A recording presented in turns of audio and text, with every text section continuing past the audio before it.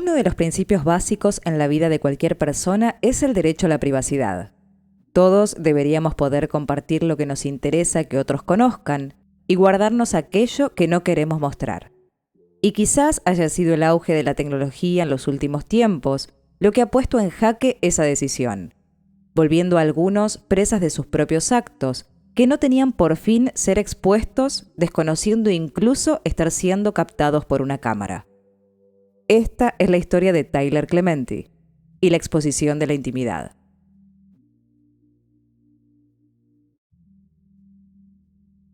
Era el 19 de septiembre de 2010 en New Jersey, Estados Unidos, cuando Tyler Clementi, un joven recién ingresado a la Universidad de Rutgers, solicitó a su compañero de cuarto, Darum Ravi, si podía utilizar esa habitación con su cita horas más tarde. Precisamente hasta la medianoche, le dijo, y Darum accedió sin titubeos. Hacía pocos días se habían conocido en esa institución que, como tantas otras, determinan azarosamente quiénes compartirán los dormitorios de la universidad durante el período escolar.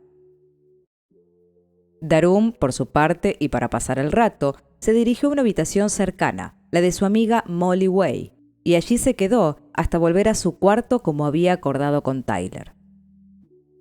Estando allí, le contó a su amiga que su compañero estaba en una cita y le sugirió que podían espiar lo que en ese cuarto ocurría por medio de la webcam de su habitación. Por medio de la computadora de Molly entró a la cámara, la encendió y ambos vieron en tiempo real la cita de Tyler, asombrándose en parte por estar con otro varón en un acto íntimo. No solo se volvieron espectadores de la privacidad de Tyler que explícitamente había solicitado, sino que Darum publicó en redes sociales la situación que estaba viendo, agregando que quienes quisieran ver lo que esos jóvenes hacían podían pedirle el link de acceso para entrar también a esa webcam. No fueron demasiadas personas las que ingresaron, pero sí muchas las que se enteraron. El show era, para muchos, un acto sexual que nunca tuvo como objetivo ser grabado, mostrado o compartido por nadie más que sus participantes. Por supuesto, los comentarios no se hicieron esperar y las redes sociales se llenaron de todo tipo de opiniones sobre el hecho, excepto por pedidos de detención de esa intromisión en la vida privada de una persona, lo que quizás hubiera generado algo positivo. Poco después, Tyler se enteró de la exposición a la que había sido arrojado y pidió explicaciones a Darum, quien le dijo que no tenía problema con su homosexualidad, que era algo más parecido a una broma que a una agresión, y que no era necesario que pidiera, como intentó Tyler, el cambio de habitación porque podían aprender a convivir. Y este le creyó, pensando que tal vez era una acción imprudente, torpe, y que no tenía reales intenciones de agredirlo, sino que no había podido frenar la situación y hasta quizás que sentía cierta intriga sobre lo que entre dos hombres ocurre entre cuatro paredes. Curiosidad, no morbo, interés y no odio.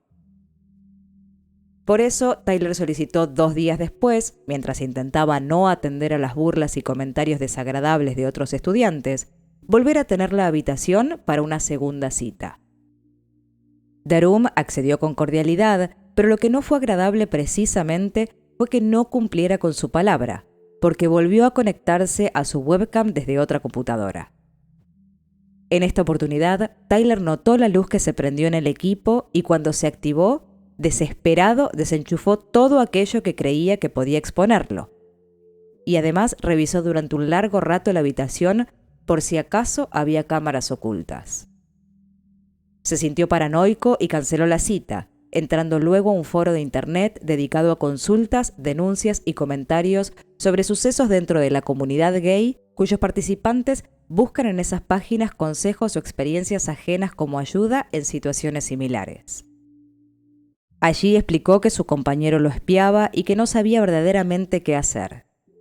Se disculpaba por estar enojado porque ya le había dicho que no era para tanto, pero sentía que ese trato era injusto, homofóbico e intolerante, además de remarcar que no quería denunciarlo en la universidad porque no quería que tuviera algún problema, o peor, denunciarlo sin respuesta de la institución y que de eso solo resultara un conflicto personal entre ambos.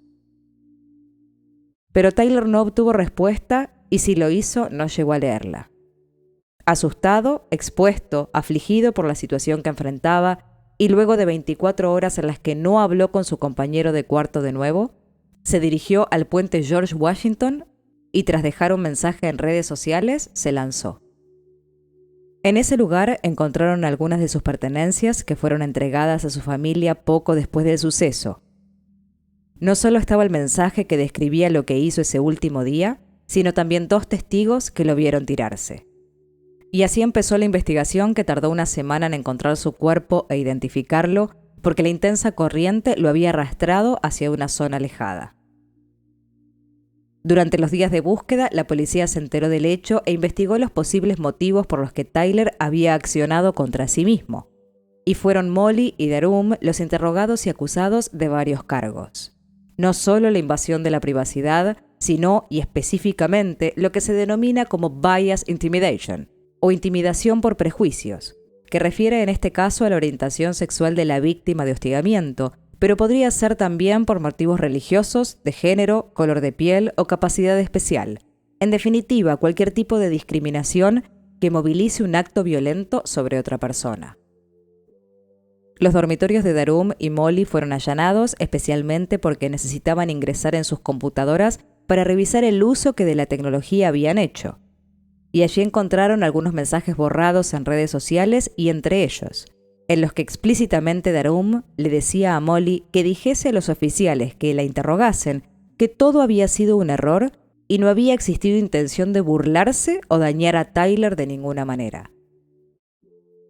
Ambos recibieron ofrecimientos de la fiscalía que entendía que había una muerte violenta por acciones de terceros, y Molly aceptó el trato de colaborar y testificar las veces que fuera necesario a cambio de inmunidad. Darum, por su parte, rechazó el trato ofrecido que incluía ausencia de tiempo en prisión por su declaración de culpabilidad bajo juramento sobre el hostigamiento a Tyler por motivos de odio a su orientación sexual. Esta era y es una problemática actual en las instituciones educativas y otras tantas de todo el mundo, y que tenía especial auge en 2010 en los Estados Unidos. Tan es así que un día antes de la muerte de Tyler, Dan Savage, un activista de la comunidad LGTB de aquella época, había lanzado un proyecto llamado It Gets Better, cuya traducción podría ser Esto mejora, dedicada precisamente a visibilizar el incremento de suicidios en personas homosexuales ante la hostilidad de la sociedad respecto de su orientación sexual, ejemplificados luego con el caso de Clementi, pero que contaba desde antes con otros tantos que, en situaciones similares, accionaron contra sí mismos como escapatoria a esa discriminación, agresión y violencia. Y eso postulan precisamente, que la situación mejora con contención, con el conocimiento de casos de otros a los que les pasó lo mismo o similar, en la consideración que ellos no son el problema, y que la sociedad avanza hacia una deconstrucción necesaria que incluya a todos sin importar las particularidades. Lo mismo fue dicho por Ellen DeGeneres en su programa en el que comentó el caso de Tyler y otros, rogando a quienes estuvieran en esa situación a no accionar de esa manera ante el maltrato porque mejora, y es imperioso que estén vivos para ver ese cambio. No solo ella, sino que también se manifestaron otros artistas, profesionales, políticos y celebridades como Lady Gaga o Barack Obama, entre otros tantos que se horrorizaron de imaginar un segundo de ese dolor. Y con eso el nombre de Darum Ravi se convirtió en la imagen del hostigador, el intolerante, el modelo a evitar, y aunque durante 3 semanas se realizó el juicio en su contra, con gran cantidad de testigos, entre ellas Molly, finalmente fue sentenciado a 30 días de prisión, más 300 horas de trabajo comunitario, la obligación de asistir a un programa contra el ciberacoso y el pago de $10,000 que fueron destinados a una organización de víctimas de bullying. El jurado lo encontró culpable de la invasión de la privacidad de Tyler y el intento de alteración del testimonio de Molly a la policía, pero no consideraron los cargos de hostigamiento por la orientación sexual de Tyler. Sin embargo, para la fiscalía la sentencia no fue suficiente, considerando que los delitos sumaban un total de 10 años y menos aún lo fue cuando le fueron computados 10 días menos de los 30 iniciales en prisión. Para la defensa de Ravi era una exageración porque plantearon que fue una broma sin maldad y que el resultado fue una decisión del joven que atravesaba problemas ajenos al conocimiento de Dharum y de los cuales no podía hacérselo responsable, puntualmente porque no lo había agredido directamente. Durante todo el proceso, Ravi se mostró sin emoción alguna, emitió una disculpa vaga que no fue entendida como tal, sino como una desvinculación del hecho, y no se mostró afectado por los cargos ni la sentencia, a la que cumplió, dicen, de manera impecable y con una excelente conducta. Por su parte, James Clemente, el hermano mayor de Tyler, contó luego no solo cómo sus padres se habían dedicado intensamente a colaborar en este tipo de casos, para que nadie más viviera lo mismo que su hijo, y se culpó por no haber anticipado que eso podía pasarle, pero explicó que en su experiencia, proviniendo de una religiosa familia cuya iglesia castigaba a los homosexuales y siéndolo como su hermano, había encontrado en la universidad un ambiente abierto y ameno para poder mostrarse como era, y eso esperaba le pasase a Tyler. Dijo que no hubo tiempo siquiera de conversarlo con él porque todo ocurrió demasiado rápido, y si acaso sus padres no habían sido tan comprensivos en un inicio con ambos respecto de su forma de ser, lo cierto es que les había abierto los ojos significativamente, dejando la religión de lado y volcándose a tareas humanitarias, porque querían que Tyler estuviera orgulloso de ellos y de alguna manera les perdonase el no haber estado allí para atender a su dolor, aunque no llegó siquiera a expresarlo por lo abrumador e intenso de la situación que vivió por las acciones de Ravi.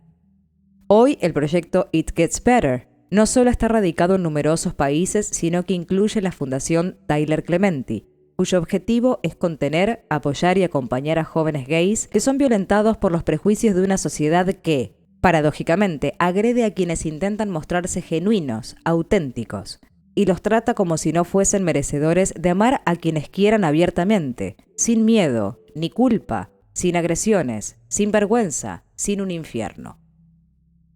Nada de eso es real y solo existen las mentes intolerantes que por algún motivo consideran que son ellas las que marcan lo que está permitido o prohibido, lo que debemos aceptar y rechazar, en vez de ocuparse de su pequeño y desgraciado mundo pleno de odio y crueldad.